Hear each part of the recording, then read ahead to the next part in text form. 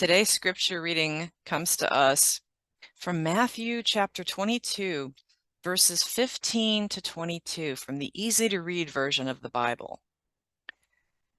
Then the Pharisees left the place where Jesus was teaching. They made plans to catch him saying something wrong. They sent some men to Jesus. They were some of their own followers and some from the group called Herodians. They said, "Teacher, we know you are an honest man. We know you teach the truth about God's way. You are not afraid of what others think about you. All people are the same to you. So tell us what you think. Is it right to pay taxes to Caesar or not?" But Jesus knew that these men were trying to trick him, so he said, "You hypocrites, why are you trying to catch me saying something wrong? Show me a coin used for paying the tax." They showed Jesus a silver coin. Then he asked, "Whose picture is on the coin and whose name is written on the coin?" They answered, "It is Caesar's picture and Caesar's name." Then Jesus said to them, "Give to Caesar what belongs to Caesar, and give to God what belongs to God." When they heard what Jesus said, they were amazed. They left him and went away. As divine metaphysicians, we believe that the physical and spiritual universe is governed by natural laws. And natural law is how we consider to be how God works in and through all things. We also believe that the creative force of the I Am manifests through us, through our words and our thoughts.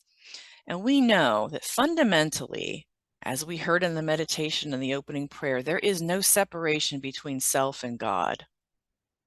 There is no separation. And the realization and attainment of this unity consciousness, we consider to be the ultimate goal of our spiritual unfoldment. So how brain-bendingly hard is it to reconcile this with the world of duality that we live in? So we know we're children of a spiritual, infinite, unknowable, amazing God, but here we are, born into these physical bodies. We each carry the kingdom of heaven within us, but some of us at times are forced to exist in the midst of war, conflict, and intense physical suffering. We come from a place where their only rule is unconditional love, and yet here we are, living in this human construct we call society, where we willingly subject ourselves to not only complicated human rules, but the consequences of not following those rules. Doesn't that feel a little bit like a double standard? And how do we know which one is correct, really? We know the Pharisees were out to trap Jesus in his own words, but it's probably not a stretch to think that maybe somewhere deep down, a few of them still had this question about who is the ultimate authority. Are we to follow Caesar or are we to follow God? And what do we think about this idea of separation of Caesar's world and God's world? According to Scripture, we are to give to Caesar what is Caesar's and to give to God what is God's. And what does this mean for us as we negotiate our daily lives in our modern world? Does it mean that it's just too hard to be spiritual? Do we just give up on the idea of living spiritually to live in the physical world with comfort and ease? Or do we go the other way with the pendulum and we renounce all the trappings of society, run away, build a cabin in the remote woods, and just say, forget about society while we focus on God and our own spirituality and divinity? Which one is correct? What would Divine Source have us do? WWDSD. Okay, that's two extremes of the pendulum, right? And on the surface, this sets us up to make us feel like we only have two options available, to live in a spiritual way or to live in a physical way. We might feel like it's a choice between living with God first and foremost in mind versus living with our survival and basic instincts in mind. Okay, maybe, maybe not. We seem like we have two choices. In numerology, when we talk about the number 2, we see 2 as a tip-off, as a flag that we might be facing issues of harmony, balance, partnership, duality. Boop, duality, there's that word again. The way forward to resolve these kinds of apparent conflicts, and I say apparent because it's kind of all in here that we have this conflict. The way forward is to look for common ground, to look for solutions, to unify, to come at this with a unity consciousness to resolve the apparent duality. So what does this mean? Let's break this down. Let's just back up a second and say, we have Caesar's things and we have God's things, but are these just things? Okay. How can we find commonality between Caesar's things and God's things? What can resolve and unify these seemingly disparate two worlds? What is our spirituality then? What is our physicality? Okay, let's get a little bit analytical here for just a moment. Let's think about this. This is a little bit of a logic exercise.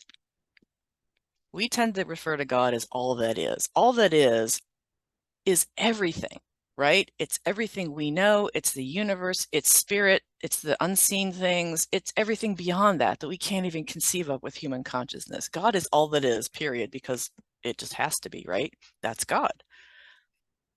Now, like a Venn diagram, we have all that is, and then we have Caesar's world living in it, right?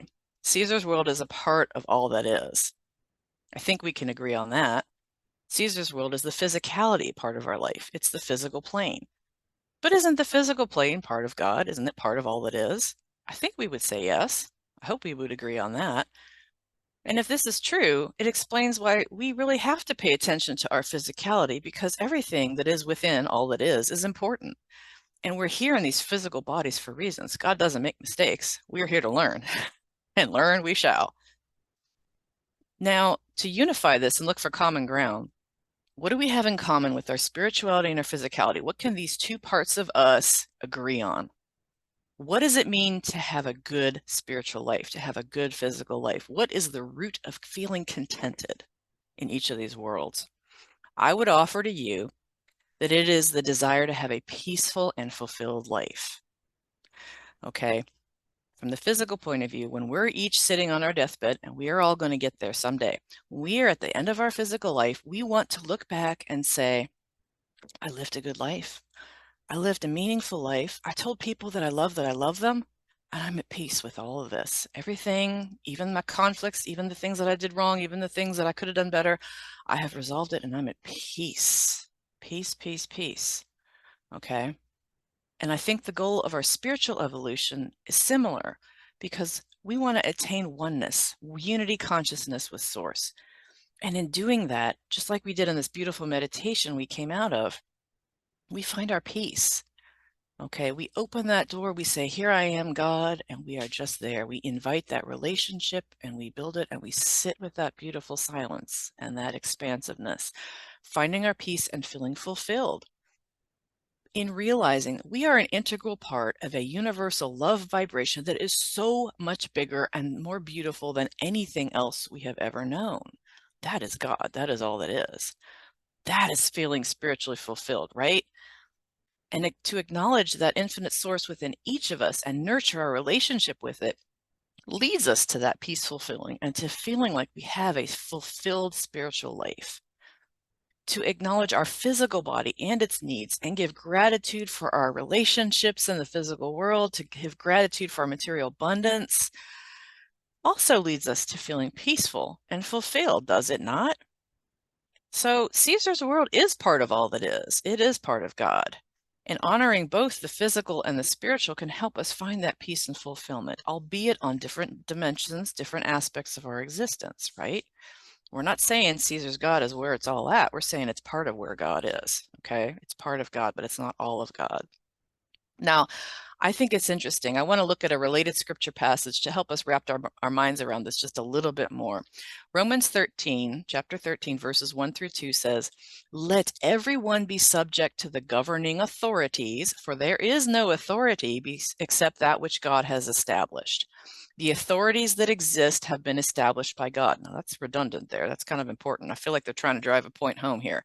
Consequently, whoever rebels against the authority is rebelling against what God has instituted, and those who do so will bring judgment on themselves. On the surface of this, when I first read it, I felt like, oh man, I better not give any sass back to my teachers or leaders. That's just not going to be good. But I thought about it, and Spirit led me to consider this a little differently. Spirit said, you know what? Why don't you substitute that word governing authorities with natural law? And I want you to read it again and feel this and feel the energy of this. So I'm going to invite you now to just close your eyes. I'm going to repeat this passage, and I'm going to substitute natural law for governing authorities. Here we go. Close your eyes and just feel this.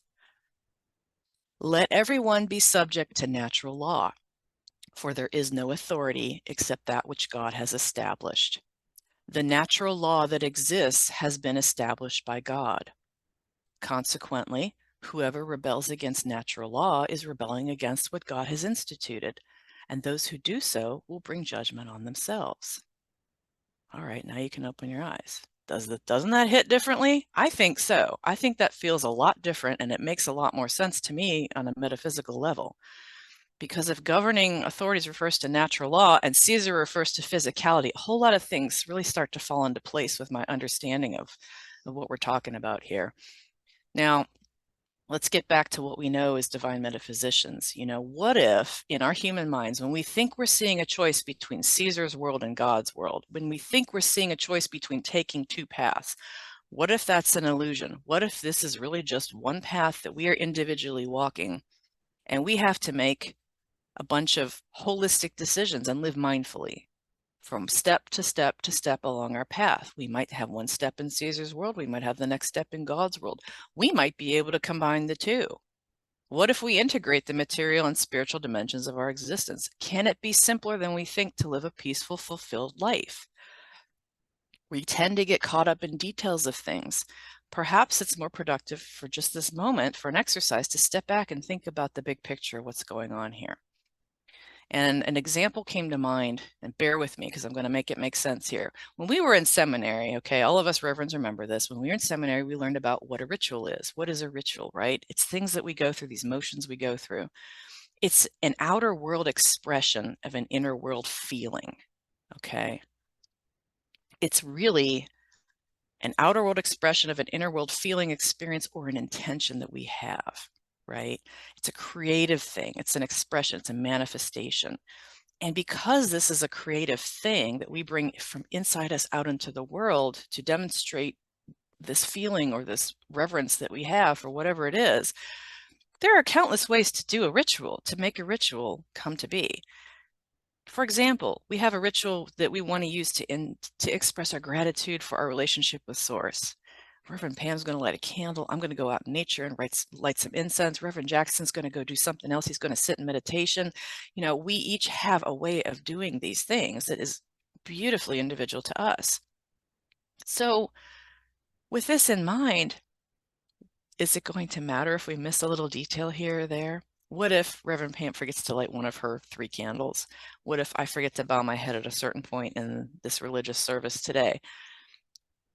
Does it really affect our higher self if we're worshiping God as a Catholic, a Jew, a Muslim, a Baha'i, a Unitarian Universalist, a divine metaphysician, if we are doing it genuinely, if we are doing it with loving intention and with all of our heart and our being behind it? Does belonging to a specific religion or conducting a specific ritual, does that belong to God or does that belong to Caesar? Do we need the trappings of a Sunday service and its ritual in order to be spiritual and closer to our divine source? We're all happy to be here today. But for the thought exercise today, I just want you to think about, can we break it down and be simple? Can we simply express the love in our heart for divine source on a daily basis and remember to love, to send out love, to love our neighbor as ourselves, to be good, to help others? Can we keep it simple, and do we need rituals to do that? That's the question I'm going to leave hanging, because I think that's all good contemplation for all of us as homework. I like contemplating these questions because it helps me find what is common across the board regarding everybody's individual belief in God and what it means to live. Remember, we're getting down to basics. We're distilling this down. We all want a peaceful, fulfilled life. Yes, I hope so. Gosh, I do. I'm working at it every day. I fall short, but I'm still working at it. So what do we do? What can we agree on? What can anybody on the street probably agree is a good thing to do, to be at peace and live a good, fulfilling life? We can love and respect our neighbor as ourselves. Golden rule. That's something that all these religions seem to have in common, right? Be a good person. Love people as yourself. Be kind. Just be kind. Uplift others. Leave the world a better place than you found it. Kind of like camping. Pack it in, pack it out, Plant a flower on your way out. Leave things a little bit better than you found them. Be positive when you can. Bring the good energy in. Allow the light of source to work in and through you and out into the world, just as Reverend Pam demonstrated for us in meditation. We have that light of God within us. We can talk to God every day. It can be a prayer, it can be a meditation, it could be talking to trees, it could be walking through nature, it could just be noticing quietly the beauty in somebody that you passed by just now. Okay, no one has to be knowing we're doing this. What if all the rest of the details just belong to Caesar? Okay, because let's be honest, you don't need me, a minister, telling you all this if you're already doing it, if you already know it and feel it in your heart, and you're already practicing it in your daily life. I think we've all run across people in our life that we would consider to be very spiritual. You just feel it. You know it. You go, wow, that person is really tuned into something special and higher, and of higher vibration. Maybe they're religious, maybe they're not. But boy, they've got something going on, right? They have connection with source. And that's really where it's fundamentally at. That's why we advocate so strongly for the meditation. If you do nothing else in your life, Reverend Jackson, I think would agree with this, meditate. Open the door and sit and build that relationship with source. That is a personal thing. The church of God, the altar is in you. Now, does spirituality belong to God and does religion belong to Caesar? I'm not going to answer this on purpose because, again, I think this is a good question to contemplate, okay? Because we're getting back to basics here. And in all honesty, we divine metaphysicians, we don't have a monopoly on how to find your peace and spiritual fulfillment. We have our own unique way, but a wise teacher of mine has said all roads can lead to God, and I do believe this to be true. Okay, we like to look at things a little differently, and we have approaches that maybe other people find interesting when they haven't found what they're looking for elsewhere. But many approaches can lead to God. There's a lot of spokes on that wheel that lead to the center. We want to find our peace and our fulfillment, okay, on all levels of our being. So we can just start from the premise that Caesar's things are part of God's world, and then we can discern what belongs to each of those worlds. And again, we go back to basics and our fundamental affirmation that I started out my sermon with, where there is no separation between self and God. And the realization and expression of this unity consciousness is really the ultimate goal of our spiritual unfoldment as we see it as divine metaphysicians. This is where we're at. This is what we're striving for. Okay. We've already mentioned that Caesar, or physicality, the material world, is part of God. So essentially, it's all God. Caesar requires us to pay taxes, work a job, make money, afford food and shelter, take care of our health, because that's physicality. All these things are part and parcel of daily life. They have to be dealt with. We can't deny them because they are part of all that is. It's all God. It's all important. So what we can do is let ourselves off the hook a little bit here. If we're feeling guilty about needing to work and not being able to meditate that night because we're just so tired, not being able to do the spiritual things that we want to do all the time, we don't need to feel like we failed when our health is not perfect. Again, these are lessons we are here to learn, okay? Everything has a reason. God makes no mistakes here.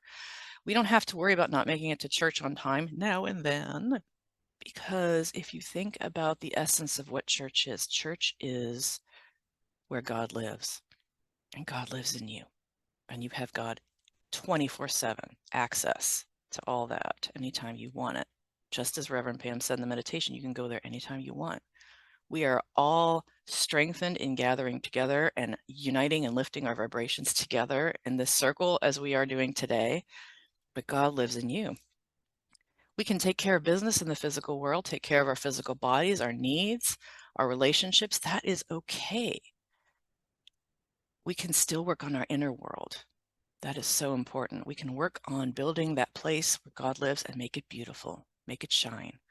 Okay, to keep working to become more enlightened, keep raising our consciousness, love our neighbors as ourselves. We can practice our meditation. We cultivate awareness of our thoughts. We work to stay positive. We change our thoughts when we don't like what they are. Okay, we are all works in progress, and every effort is worth it. Every effort has an effect, whether we feel it consciously or not. And more importantly, most importantly, we can allow God to manifest through us and out into Caesar's world. This is where the work really hits, the rubber really hits the road with the work that we do. We hold that universal love vibration wherever and whenever we can. We allow ourselves to be instruments of peace while we are in these physical bodies. Okay, it's Caesar's world. We got to live here, but it doesn't mean we can't bring God along for the ride and infuse ourselves in everything we touch with God, right? Everything is energy, including us. We are responsible for the energy we bring to our situations, our relationships. I go to work, I am blessing that workplace. I am sending the light ahead of me. I am seeing people having positive experiences when I'm handling the medicines for the patients that I'm preparing. I'm going to bless that they are getting what they need from it for their highest and best. We keep it simple. We mind our energy. We love ourselves and our neighbors. We work to be mindful, elevate our consciousness through whatever practices work best for us. Reverend Jackson's a morning person. He gets up and he's there probably before dawn. Me, I do better when I settle in at night after work. I can get calm and peaceful because I can let go everything of the day. Whatever works for you, do it. Be like Nike, like Kay says, and just do it. Okay? Because when we do this, we can manifest and express God's light into Caesar's realm. This is the point. We want to shift that world. We render unto Caesar what is Caesar's and unto God what is God's, knowing that really it's all God. So let's bless our money when we pay taxes. Let's intend that it's used to educate and elevate others. Let's hold our workplaces in love and light and bring in a positive vibration so it functions optimally and achieves outcomes that are good for humanity. Let's honor our body's needs and seek medical support to alleviate our own suffering when we need to. Let's reach out and build relationships with our neighbors. Let's help them, because wouldn't we want to be helped if we were in their shoes? Let's realize that money is not evil, but it can bring about great good if we desire to use it in this way. Let's resolve the apparent duality, because the parent is in here, the apparent duality of the earth plane by remembering that everything, even Caesar's world, is part of all that is. God is everything. God is all that is. And so it is. May you be blessed.